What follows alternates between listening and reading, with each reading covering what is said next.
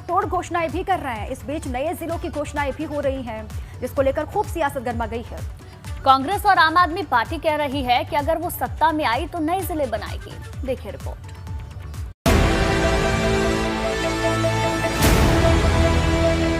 विधानसभा चुनाव करीब आते ही उत्तराखंड में नए जिलों का गठन सुर्खियां बटोर रहा है। भाजपा, कांग्रेस या फिर आम आदमी पार्टी इसे अपने अपने राजनीतिक नफे नुकसान के हिसाब से देख रही है। चुनाव से पहले उत्तराखंड में राजनीतिक दलों ने घोषणाओं की झड़ी लगा दी है। वो चुनाव के बाद अगर उनकी सरकार बनती है वो क्या करने वाले हैं, इस बात को बहुत ऐलानिया अंदाज में यहाँ पर जनता को बताने की कोशिश की जा रही है ताकि वोट मिल सके। इस पहाड़ी राज्य पर कर्ज के पहाड़ से गाफिल यहाँ के राजनेताओं ने नए जिलों के गठन की भी घोषणा कर दी है।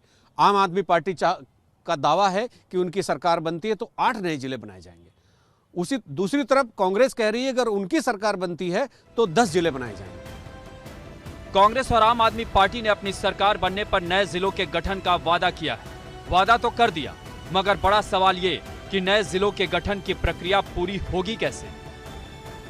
इन नेताओं को कम से कम, चाहे हरीश रावत हो चाहे कर्नल कोठियाल हो आम आदमी पार्टी के, इनको कम से कम जनता को चुनाव से पहले ये तो बताना ही चाहिए कि अगर वो 10 या 8 जिले बना रहे हैं तो उनके पैसे का बंदोबस्त वो किस मद से करेंगे और राजस्व के वो कौन से संसाधन होंगे जिनसे इन सब चीज़ों का एक खर्चे का वहन करने की स्थिति राज्य के पास होगी।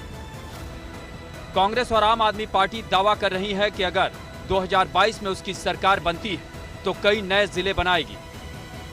सारा काम पूरा जिस तरीके से जिले पुनर्गठित होने हैं उसका पूरा प्रस्ताव रखा। 100 करोड़ रुपए का 2016-17 के बजट में हमने प्राविधान रखा था। यदि हमारी सरकार बीच में बर्खास्त नहीं कर दी जाती वो सारे जिले आज अस्तित्व में होते। कांग्रेस सत्ता में आएगी तो हम उन सब जिलों को अस्तित्व में लाएंगे। आज जब वो विपक्ष में होती है तो राजधानी की बात भी करती है, नए जिलों की बात भी करती है, नई तहसीलों की बात भी करती है। जब वो सत्ता में होती है तो ना राजधानी की बात करती, ना नए जिलों की बात करती।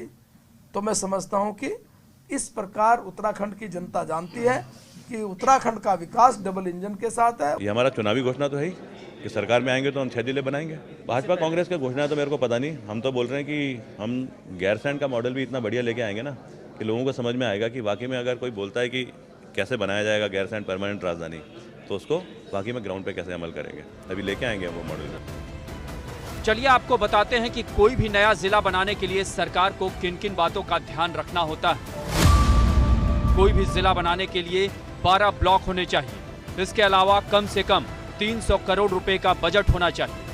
आम आदमी पार्टी ने 6 नए जिले बनाने की घोषणा की। इस हिसाब से 1800 करोड़ रुपए के बजट की जरूरत होगी।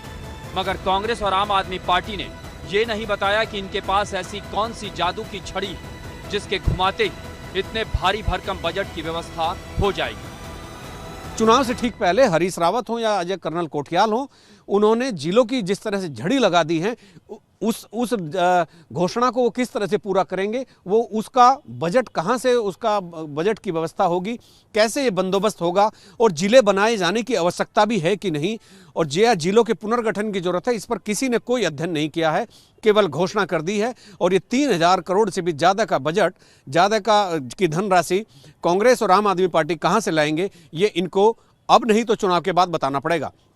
अपने सहयोगी कैमरामैन सोहन परमार के साथ एबीपी गंगा के लिए देहरादून से अजीत सिंह राठौर।